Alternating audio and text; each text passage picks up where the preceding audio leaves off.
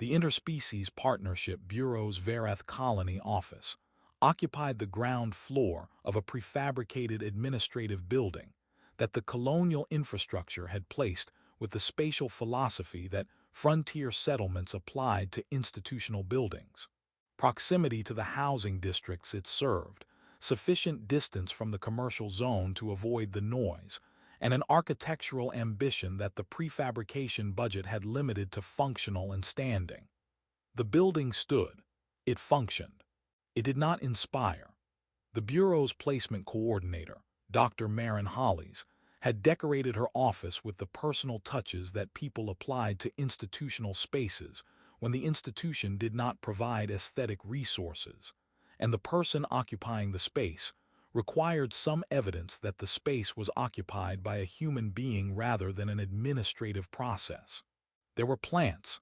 There was a photograph of Earth, the blue marble image, standard issue in colonial administrative offices, simultaneously reassuring and homesickness-inducing. There was a coffee maker that she had brought from her previous posting, and that she maintained with the dedication that people devoted to the objects that connected them to normalcy in environments where normalcy was not the default condition. She was reviewing a file. The file was producing the specific expression that files produced when their content was professionally troubling and personally frustrating in equal measure. The expression of a woman who cared about the outcomes her work produced and who was watching a particular outcome approach a threshold that her professional ethics found unacceptable. The file belonged to Sira Kalvaris, Corvathi, 26 years old, developmental equivalence, registered with the Integration Initiative's Partnership Program 11 months ago, matched 11 times, rejected 11 times. The rejection pattern was consistent. Candidate receives file, reviews physiological data and cultural aesthetic assessment, requests reassignment. The reassignment requests varied in their language. Some were politely indirect, citing compatibility concerns. Others were bluntly direct, citing the physiological characteristics that the cultural aesthetic assessment flagged as substandard. All 11 produced the same outcome. Sira returned to the unmatched registry, her status incrementing toward the threshold where the Bureau classified a participant as unplaceable and processed them for return to their species' domestic social system. The threshold was 12. One more rejection and Sira would be returned to the Corvathi Dominion's social allocation framework, which would classify her as partnership ineligible, a status that, in a culture where partnership validation was the mechanism for full civic participation, meant permanent social exile. Not imprisonment, not punishment, something the Corvathi considered worse, irrelevance. A person without a partner was a person whose genetic contribution to the species was not valued, whose social participation was limited to the margins, whose existence was administratively acknowledged and culturally invisible. Maren found this abhorrent.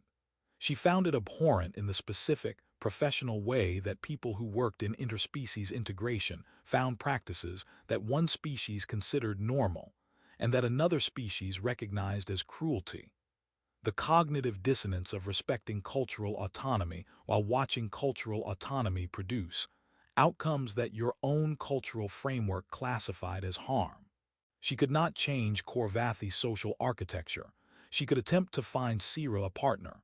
The next candidate on the matching algorithm's output was a human colonist, Ethan Rourke, 32. Frontier settlement contract, integration participation incentivized through housing upgrade. Background: agricultural systems technician, previously stationed on 3 frontier colonies, no prior partnership history in the integration program. The algorithm had matched them on compatibility factors, personality profiles, cohabitation preferences, communication style metrics. The algorithm did not match on aesthetic preferences because the algorithm had learned, through 11 iterations, that aesthetic matching for Sira within the Corvathi and broader allied species frameworks produced rejections, and the algorithm's machine learning had adapted by shifting its matching strategy to species whose aesthetic frameworks were least correlated with the Corvathy standard. Humans were least correlated.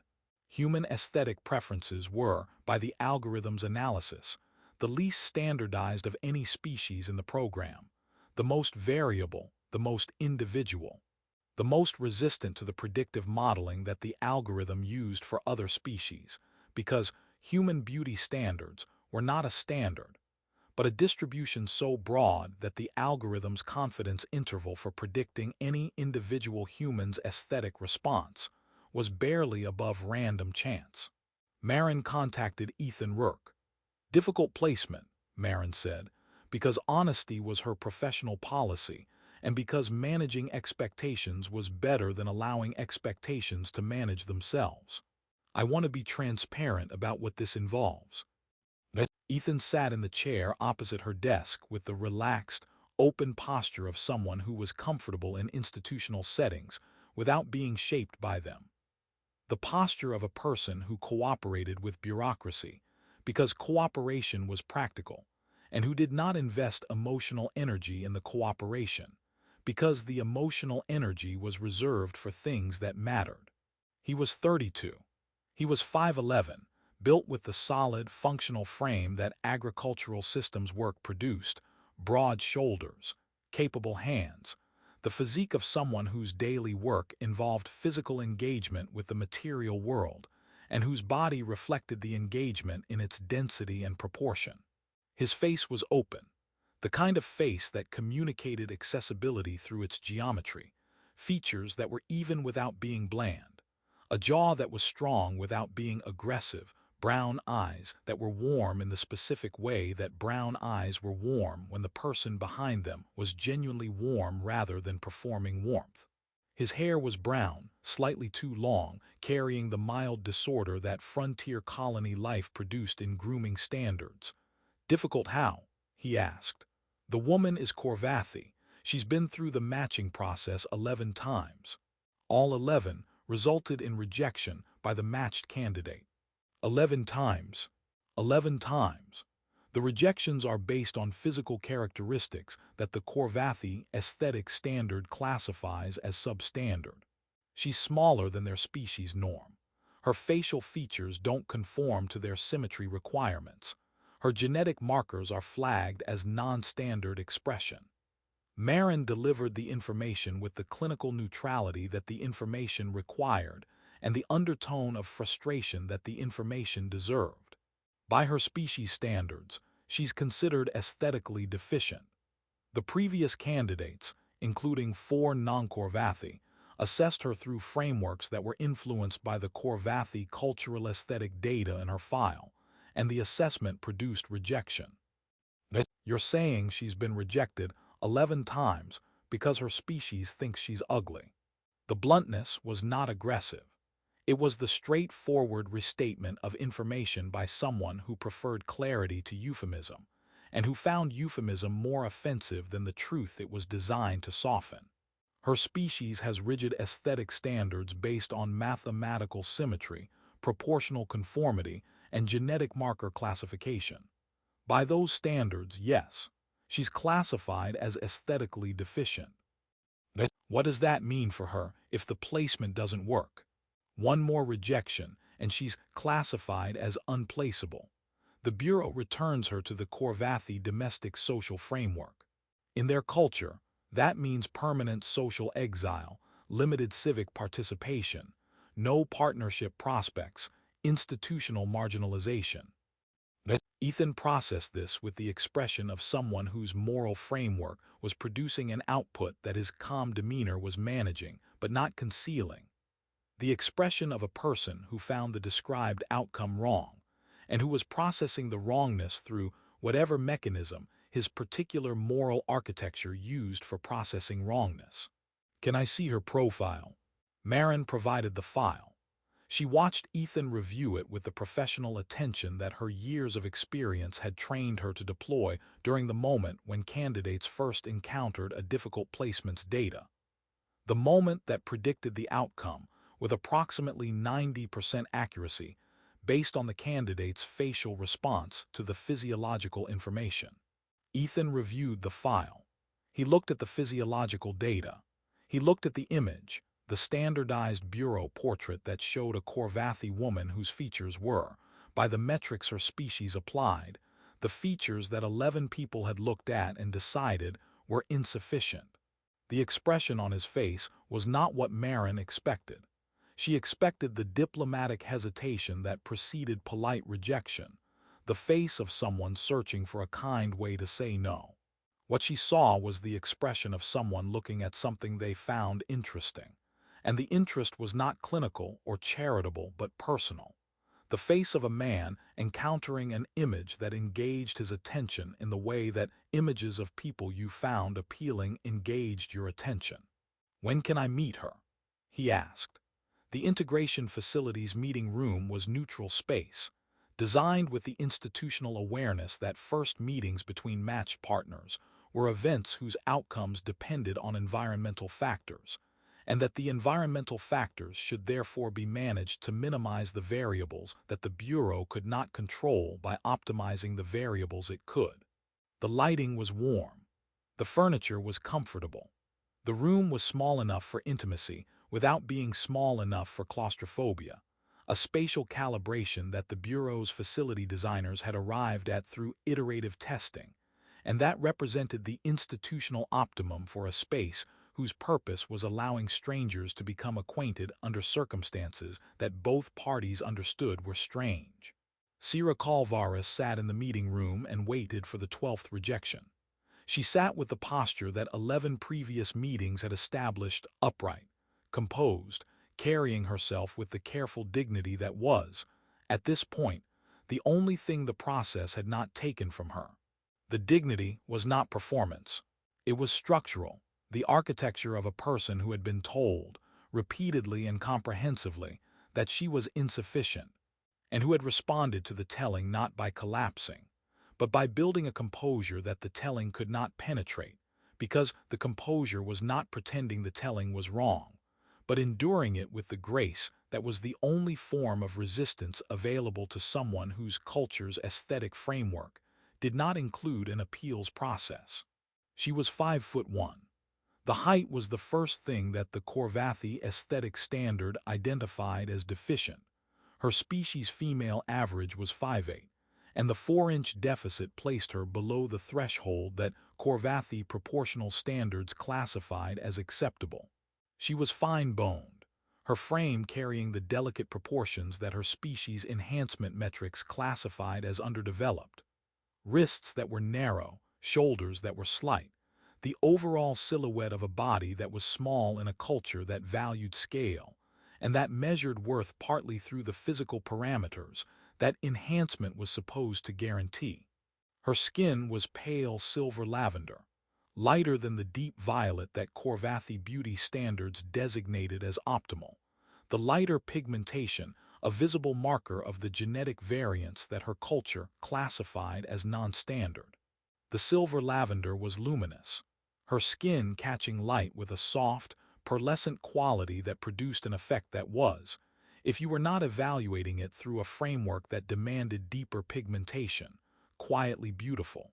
Her features were where the asymmetry that defined her cultural classification lived. The Corvathi aesthetic standard required mathematical precision in facial proportion, bilateral symmetry, calculated to tolerances that human perception could not detect, but that Corvathi enhanced visual acuity evaluated automatically and constantly. Sira's features deviated.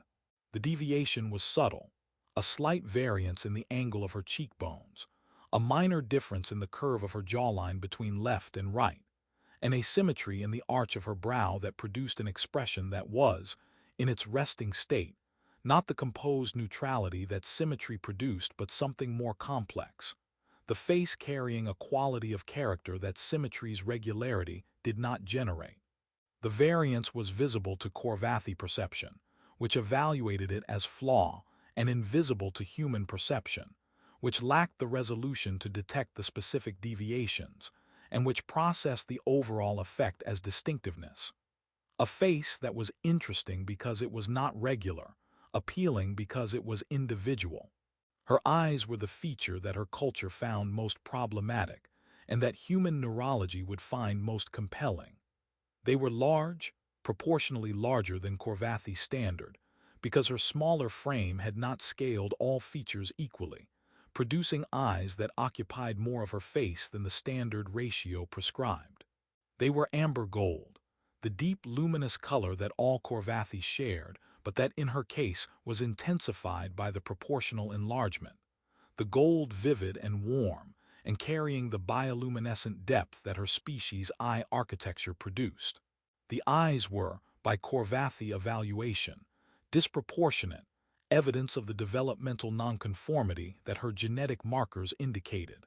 By human evaluation, they were extraordinary, large, warm, expressive, the kind of eyes that dominated a face, and that human aesthetic response categorized as beautiful, because human beauty standards responded to eyes with the particular emphasis that a species whose social communication depended heavily on eye contact had evolved. Her hair was dark copper, the Corvathy lineage coloring that she shared with her species' general population, but that fell, like everything else about her, slightly outside the standard parameters, carrying a warmer, more amber undertone than the cooler copper that the aesthetic framework preferred. The hair was long, falling past her shoulders, and she had arranged it for the meeting with the careful attention that someone applied to their appearance when the appearance was being evaluated, and when the evaluation had, 11 times previously, found the appearance wanting. She was wearing a simple dress, Corvathy standard, modest, chosen with the specific strategy of minimizing the visual information available for evaluation, because minimizing the information reduced the number of things that could be classified as deficient. The strategy had not worked 11 times. She did not expect it to work now. Bioluminescent patterns along her temples shifted in the muted, controlled rhythms of someone managing emotional output, keeping the chromatic display contained, because the display would communicate what she was feeling, and what she was feeling was the particular combination of resigned expectation and residual, unkillable hope that the 11th rejection had not fully extinguished, because hope was, in her biology, a stubbornly persistent system that continued producing output even when the output's historical accuracy was 0%. The door opened. Ethan entered and saw her, and the seeing produced a response that his face communicated before his social management could intercede. The unmediated, honest, physiological reaction of a human being encountering a person they found attractive. The reaction was subtle by dramatic standards and comprehensive by neurological standards. His pupils dilated, the specific dilation that the human visual system produced when processing a stimulus that engaged the reward pathways associated with aesthetic pleasure. His expression shifted, not dramatically, not into the exaggerated display that performance produced, but into the slight, genuine softening that authentic attraction generated, the face reorganizing itself around a different quality of attention, the attention of someone who was looking at something they wanted to continue looking at. He saw a small woman with silver lavender skin that caught the light like moonstone.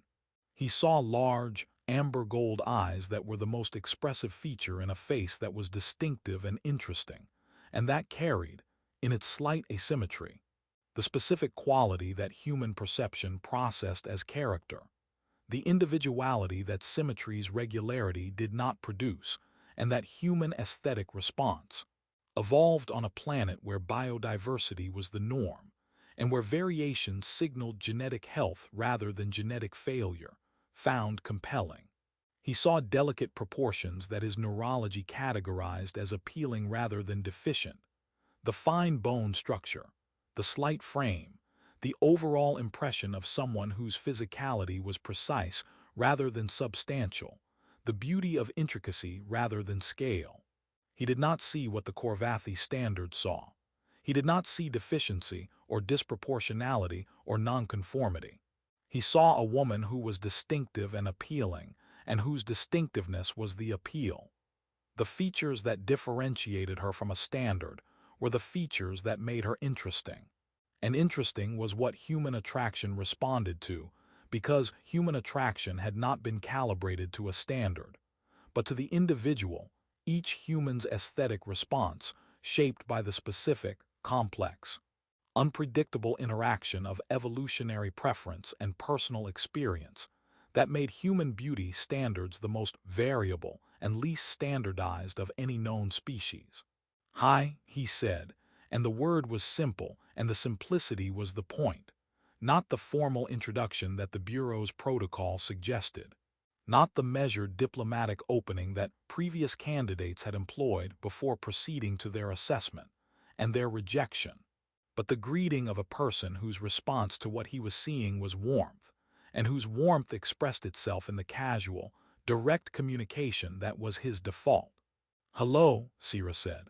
Her voice was quiet, the volume of someone whose expectation of this interaction's trajectory did not justify the expenditure of vocal energy. Her amber gold eyes were watching him with the specific attention of someone searching for the indicators she had learned to recognize.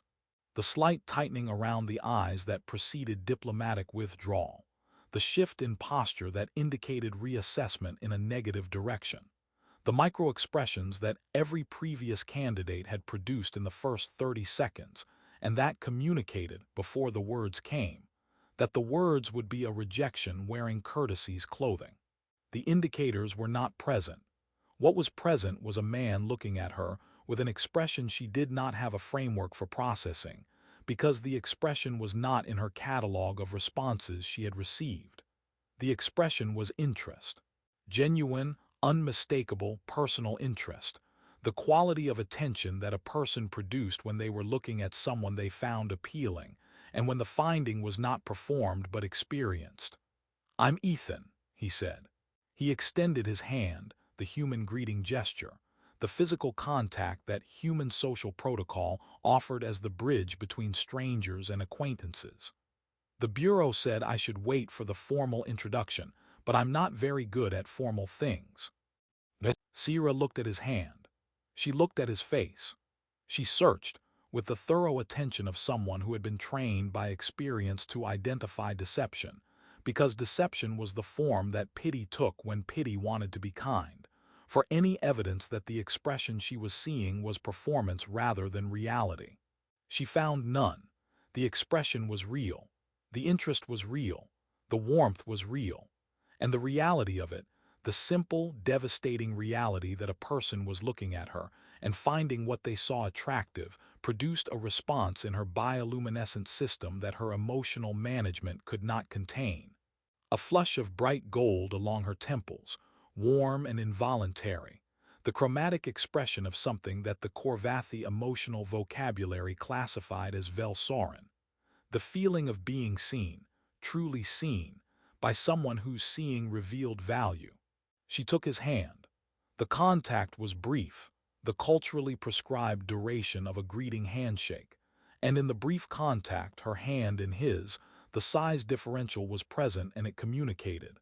Her hand was small in his, her fingers fine and precise against his broader, calloused grip, and the differential was the physical expression of everything her culture had told her was wrong with her, and that his hand, holding hers with the gentle, calibrated pressure that human greeting protocol prescribed, was treating as though it were simply what it was, a hand, small and fine-boned, belonging to a person he was meeting and was pleased to meet. "I'd like to accept the placement," Ethan said. He said it to Sierra, not to the Bureau observer in the room's monitoring position, and the directness of the statement, offered to her rather than about her, carried a significance that his casual delivery did not intend, but that her experience made enormous, because every previous decision about her placement had been made about her, and this one was being made to her. "You haven't," Sierra began. "The evaluation period. The Bureau allows 72 hours for assessment before. I don't need 72 hours. You've known me for 40 seconds. I've known you long enough to know I'd like to know you longer." He said this with the straightforward sincerity of someone who was not constructing a line but reporting an experience, the face behind the words carrying the same warmth that had been present since he entered, and that showed no indication of being temporary or performed. "If that's okay with you." Sierra looked at him. The amber gold eyes, proportionally large, disproportionate by Corvathy evaluation, extraordinary by human, studied his face with the total, undivided attention of a person encountering something they did not know how to classify because their classification system did not contain a category for what they were experiencing. She had categories for rejection. She had categories for pity. She had categories for the diplomatic tolerance that preceded eventual withdrawal. She did not have a category for a man who had looked at her for 40 seconds and decided, with an ease that bordered on the incomprehensible, that what he saw was what he wanted. "Okay," she said, and the word was small and her voice was quiet and her bioluminescent patterns were bright. The housing unit assigned to their pairing was in the colony's residential sector, a two-room prefabricated structure that the frontier settlement's infrastructure provided for integrated partnerships, carrying the standard amenities that the Colonial Housing Authority considered sufficient for two people whose cohabitation was the program's mechanism for interspecies understanding, and whose comfort was, within the constraints of frontier resource allocation, provided for. The unit was small. The unit was functional. The unit was, for both of them, the first space they would share with another person in a domestic context, and the sharing introduced the particular quality of awareness that sharing a space with a stranger produced.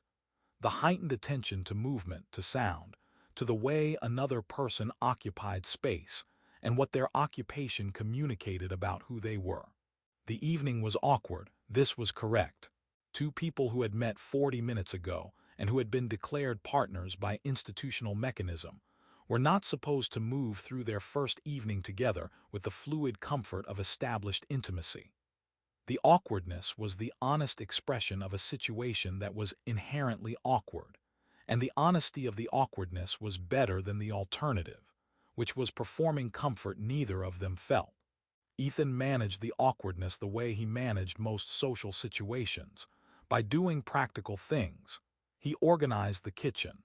He prepared food, human standard meals modified with the Corvathy nutritional supplements that the Bureau provided for cross-species households, the modifications requiring the same kind of practical problem-solving that his agricultural systems work employed, and that he applied with the focused, patient attention of someone whose response to uncertainty was to find something useful to do.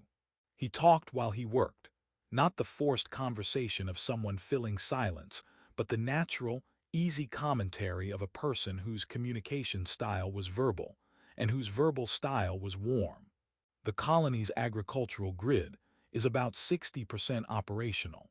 They've got the primary growing systems running, but the secondary processors need calibration, which is my job, which means I spend most of my days inside climate-controlled modules arguing with nutrient distribution software that was designed by someone who apparently believed plants would cooperate with software if the software was sufficiently optimistic about growth projections. But he was talking about plants. He was talking about plants because plants were what he knew, and what he knew was what came out when he talked without filtering.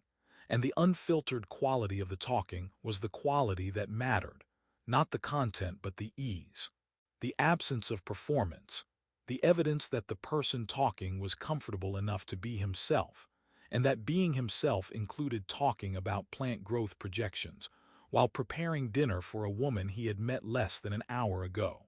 Sierra sat at the unit's small table and listened and watched and processed.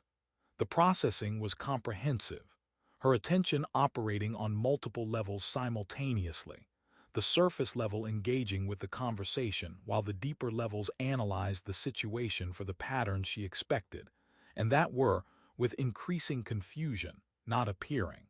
She expected the initial warmth to diminish. First impressions were, in her experience, the peak of acceptance, the moment when the evaluated person was most favorably perceived because the evaluator had not yet accumulated sufficient data for the evaluation to converge on its inevitable conclusion. 11 first impressions had been warm enough to generate meetings and cool enough to generate rejections. The cooling was the pattern. The cooling was what happened when initial novelty gave way to sustained observation, and sustained observation revealed what first impression concealed. The cooling was not happening. Ethan was moving through the kitchen with the relaxed efficiency of someone who was comfortable, and whose comfort was not diminishing with proximity, but, if anything, was increasing, the ease of a person who was settling into a situation that he found pleasant and that continued to find him pleasant, and that the pleasant was, she was beginning to suspect with the cautious, incredulous attention of someone encountering an anomaly in a dataset they thought they understood, genuine. He glanced at her while he cooked. The glance was casual, the brief, natural look of a person checking on someone they were sharing a space with, and the quality of the glance was what dismantled another layer of the framework she had built to manage this interaction. He was looking at her the way people looked at things they liked looking at. The glance carried the specific visual signature of attention that found its object appealing. The slight lingering, the warmth in the eyes, the almost smile that the face produced when the visual input was pleasant enough to generate a positive response, but not dramatic enough to generate a conscious reaction.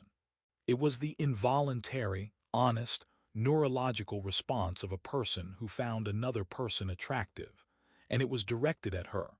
And it was not the first time during the evening that it had been directed at her.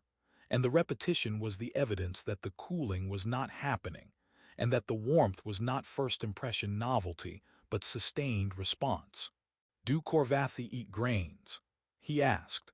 The Bureau's nutrition guide says compatible, but I don't want to assume compatible means enjoyable. Compatible could mean your body can process this, but your taste receptors will file a formal complaint. Grains are compatible, Sira said. Her voice was still quiet, but the quiet had changed. Not the volume of someone conserving energy against expected disappointment, but the volume of someone whose habitual register was soft, and whose softness was present because she was, cautiously and without certainty, beginning to relax. The taste receptors may file a complaint, but the complaint will be processed and dismissed. Ethan smiled. The smile was the human expression that she had seen in the Bureau's cultural orientation materials, and that the materials described as an indicator of positive emotional response. But the materials had not prepared her for the specific quality of a smile directed at her by a person who found what she said engaging. And the quality was warmth, genuine warmth, the facial expression of a man who was enjoying the company of the person he was sharing a kitchen with. I'll note the complaint's dismissal in the official record, he said. The dinner tribunal convenes at 7. He was making jokes. He was making small, comfortable, domestic jokes with the ease of someone who was enjoying himself, and the enjoying was inclusive. He was enjoying himself with her, not despite her, and the with-ness was the thing that her framework could not accommodate, and that was, with each passing minute, demanding that the framework expand. After dinner, they sat in the unit's small living area, a space that was not large enough for two people to sit without proximity, and that the proximity made intimate in the way that small spaces made all shared occupation intimate. The physical closeness producing the conversational closeness that physical distance would have permitted them to avoid. They talked. The talking was the real work of the evening, the conversations that strangers had when the strangeness was dissolving, and the people behind the strangeness were beginning to emerge. I want to ask you something, Sira said, and the asking was itself significant because asking required the expectation that the answer would be given honestly, and the expectation of honesty was trust, and trust was what she was beginning, against the weight of all available evidence, to extend. Why did you accept the placement so quickly? Because I wanted to. That is not an explanation. It is, though. The coordinator showed me your profile. I saw your image. I thought you were, he paused. Not the pause of someone constructing a diplomatic phrasing. the pause of someone whose natural honesty was about to produce an output that his social awareness recognized as significant, and that the significance required a moment's preparation for.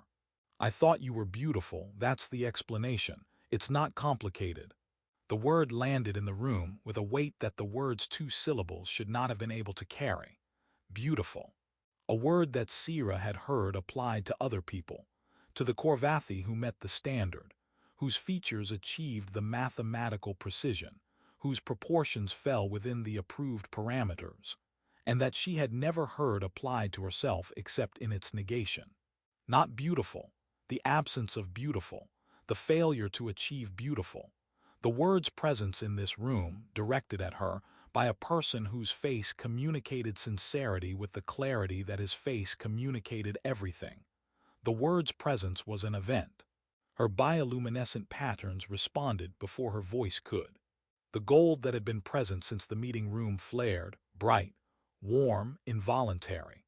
The chromatic expression of an emotional response that her management systems could not contain because the response was too large for the containment, and the containment was designed for the emotions she usually experienced, and the emotion she was currently experiencing was not in the usual category. Your species standards, she began, don't have standards, not the way you're thinking. We don't have a mathematical formula for beauty.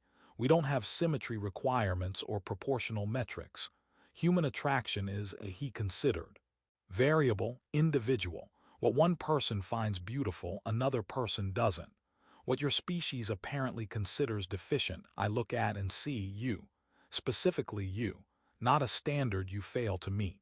A person whose specific features are the features I find appealing. The asymmetry. I can't see it. I mean, I believe you that it exists because your species' visual acuity is better than mine. But what I see when I look at your face is a face that's interesting and expressive, and that has character. The asymmetry, whatever it is by your measurements, reads to me as, you look like a specific person rather than a category. You look like yourself, and yourself is what I'm attracted to. My size is appealing, genuinely. I'm not being diplomatic. Human attraction doesn't map to a single size range. What your species classifies as underdeveloped, I look at, and he stopped himself. The stopping was the self-management of a man who was aware that he was approaching territory that was personal, and that the personal territory required care. You're beautiful. The specific things about you, the size, the features, the eyes, the skin, those specific things are beautiful to me. Not in spite of, not as a compromise. As a genuine, first response, honest assessment that I would have had even if the Bureau hadn't given me context about your species standards. Sira sat in the small living area of a frontier housing unit with her bioluminescent patterns cycling in colors she could not control and that were communicating to anyone who could read them. The chromatic expression of a person experiencing a fundamental shift in their self-understanding. The shift that occurred when a framework that had been installed in childhood and reinforced through 26 years of cultural consensus encountered a contradiction so complete that the framework could not accommodate it and had to either expand or break. The framework broke, not dramatically, not with the visible, cathartic collapse that dramatic moments required. The break was quiet, the internal, structural shift of a person whose understanding of themselves had been built on a foundation that had just been revealed as local rather than universal, as one species' opinion rather than objective truth, as the arbitrary standard of a single culture's aesthetic framework, rather than the fundamental reality she had been taught it was. She was not ugly. She was not beautiful by Korvathi standards, and Korvathi standards were not the only standards, and the man sitting beside her, whose warmth was sustained, whose interest was genuine, whose assessment of her was not charity but honest neurological response, was living evidence that the standards she had been measured against were not truth but opinion, and the opinion was not universal, and its authority over her self-concept was a power she had granted because she had never been given a reason to withhold it. She was being given a reason now. "You keep waiting for me to change my mind," Ethan said, and the observation was gentle, the voice of someone who had noticed the pattern of her attention, the way she watched him for the indicators of cooling that her experience predicted, and who understood what the watching meant. "You keep looking at me like you're waiting for me to see something that makes me reconsider." 11 people saw it. 11 people saw what their framework told them to see. "I'm seeing what mine tells me to see. And what mine tells me to see is that you are one of the most striking people I've ever met. And I'm having trouble understanding how 11 people looked at you and decided otherwise." The quiet of the housing unit held the statement with the gentle, steady pressure of a space, whose small dimensions concentrated everything that happened within it. The bioluminescent patterns along Sira's temples were bright, gold and warm copper, the colors pulsing in rhythms that were not controlled but organic. The body's honest chromatic output, in response to an emotional state, that the body was not attempting to manage because the emotional state was not threatening, and the management protocols were designed for threats, and what she was feeling was not a threat. What she was feeling was the sensation of a framework dissolving, and the space that the framework had occupied being filled with something else. Not a new framework, not a replacement architecture of self-assessment, but the simpler, quieter thing that existed when the architecture was removed, and the person underneath was allowed to be what they were without the measurement that the architecture imposed.